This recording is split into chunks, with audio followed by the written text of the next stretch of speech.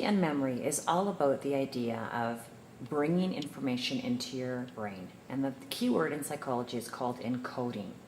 Encoding is about getting the information in. And if we think about a situation back in the day in Greek times, we will think of a man named Simonides. Now, Simonides looked like this fellow here, maybe not exactly like him, but he was invited to a banquet that was basically in honor of a victor of a wrestling match. And back in those times, we know that there were all sorts of athletic endeavors. And this particular wrestler had an amazing banquet he invited all of his friends to.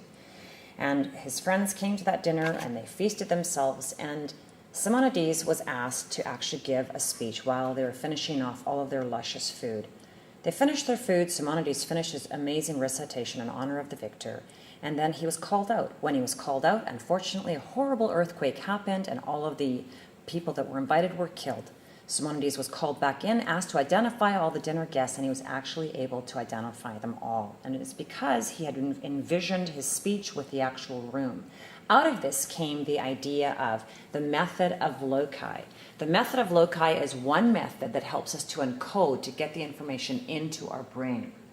Cicero also took this idea of the method of loci. So how can we kind of envision this?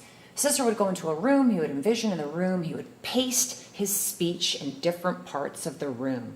And then after that, he would envision the room, and he would be able to remember where he was in the room and what part of his speech was actually pasted on that room. So let's take a grocery list. Here is a grocery list, and we have honey, dog food, sugar, oranges, ice cream, peanut butter, bread, fish, milk, and potato chips. Oh my gosh. So what we can do is we can go into a room and we can kind of envision where everything is. We walk into the kitchen and we see peanut butter smeared all over the sink. And then we walk out of the kitchen and into the living room and we see honey dripping into the shag carpet.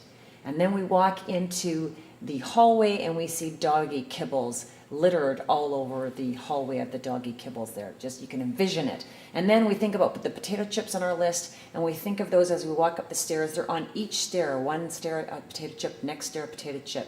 And then we think about the milk, and as we go into the bedroom, we see the milk is basically splashed all over the room. And then if we go into the washroom, we see that there's sugar. The sugar is all through the toilet. It's sprinkled in the toilet there. It's clogging up the toilet. And then the oranges, as we walk back down the hallway and into the pantry, we open it up and there's oranges all over the place. And then as we go down into the rec room where all the television and all that kind of stuff is, the ice cream, we slip on the ice cream, we slip and slide on the ice cream. And then when we think of peanut butter, we walk out into the mud room and the peanut butter is smeared all over the place. All you smell is peanut butter in the mud room. And as you exit the door, instead of a bunch of shoes, you see pieces of bread. That would help you memorize this list, and that is an example of the method of loci, which is encoding, getting it in. Another term in psychology that has to do with memory is the idea of, and memory of course is storage. Not just encoding, but storage, retaining that information. How do we do that? Well, we have episodic memory, we have semantic memory, and we have procedural memory.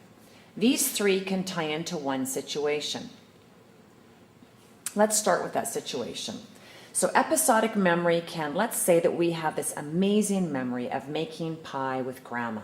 Well, episodic memory is a situation, and a situation can be you're making that pie, you remember that situation, you remember everything about that situation. It's an episode, it's a piece of your memory, it's a situation, it's a piece of time. Semantic, in terms of that whole pie making, is actual terms, associations that we have. Terms like cutting. Well, cutting means to mix the flour into the lard. And prepare the fruit. It means actually to mix that fruit up with the sugar and the flour and the lemon. So that's semantic meaning, which is the whole idea of words and terms, usually associations. And then the last one here with this situation is procedural memory. Well, making pies with grandma included procedures, skills, things that you had to do. So the actual cutting, you had to have the cutter, you had to push the flour into the lard. You also had to have the fruit, and you had to put the fruit together with the sugar, with the flour. You mix that up. Those are the procedural bits that make that memory. And then you mix that with the semantics, the words, and you mix that with the actual situation, sitting down with grandma and eating that pie.